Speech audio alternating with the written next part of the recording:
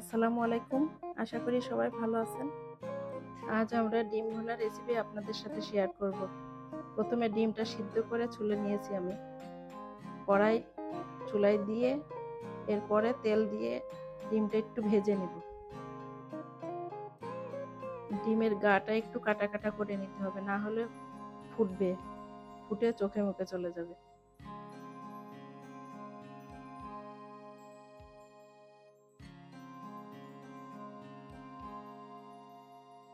আমার কড়াইটা গরম হয়ে গিয়েছে। এখন আমি কড়ার মধ্যে একটু লবণ আর একটু হলুদের গুঁড়া দিয়ে ডিমটা ভেজে নিব।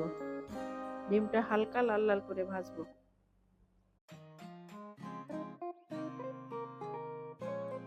তেলের মধ্যে হলুদ আর লবণ দিলে ডিমের কালারটা সুন্দর আসে, আর মাখিয়ে নিলে কালারটা থাকে না অত সুন্দর। ওই জন্য আমি সবসময় তেলের মধ্যেই দিই। আপনারাও ট্রাই করবেন এইভাবে। আমি আজকে ডিম ভুনাটা করব একটু ঝাল ঝাল করে।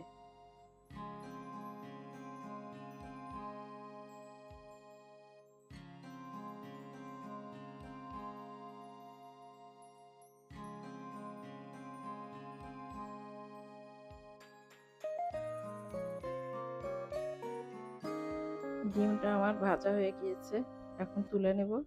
এই তেলের মধ্যেই আমি পেঁয়াজ দিয়ে দিব।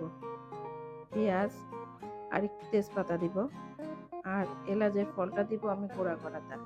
আর পেঁয়াজের ব্লেন্ড করে রেখেছিলাম, পেঁয়াজ ব্লেন্ড, রসুন, আদা এগুলো সব দিয়ে ভালো মতো কষিয়ে নিব, কাঁচা গন্ধ না যাওয়া পর্যন্ত। আমি পেঁয়াজ ব্লেন্ড করাটা দিয়েছি 1 টেবিল চামচ, রসুন 1 চা চামচ, আদা হাফ চা চামচ দিয়ে এটা ভালো মতো আমি কষিয়ে নিব।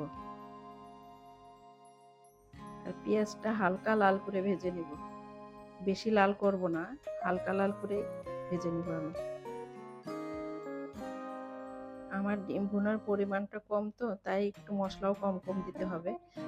হাফ চা চামচ দিয়েছি মরিচের গুঁড়া, হাফ চা চামচ দিয়েছি ধনের গুঁড়া, আর জিরার গুঁড়াও হাফ চা চামচ দিয়েছি। দিয়ে এটা ভালো মতো এখন কষাবো। আর বড় এলাচ দিয়েছি একটা। কষাতে কষাতে ডিমটাও দিয়ে দিয়েছি। ডিমটা একটু কষিয়ে নিয়ে পানি দিয়ে দিব। আর এলাচের গুঁড়াটাও দিয়েছি আমি হাফ চা চামচ, দিয়ে এবার কষিয়ে পানি দিয়ে দিয়েছি। এই ডিমটা ভুনা করতে খুব তাড়াতাড়ি হয়ে যায়, ঝটপট ডিম ভুনা করে ভাত খেয়ে নেওয়া যায়। আমার রান্নাটা হয়ে গিয়েছে। আমার ভিডিওটা যদি ভালো লাগে অবশ্যই লাইক, শেয়ার, সাবস্ক্রাইব করে আমার পাশে থাকবেন। আল্লাহ হাফেজ। সবাই ভালো থাকবেন, আমার জন্য দোয়া করবেন।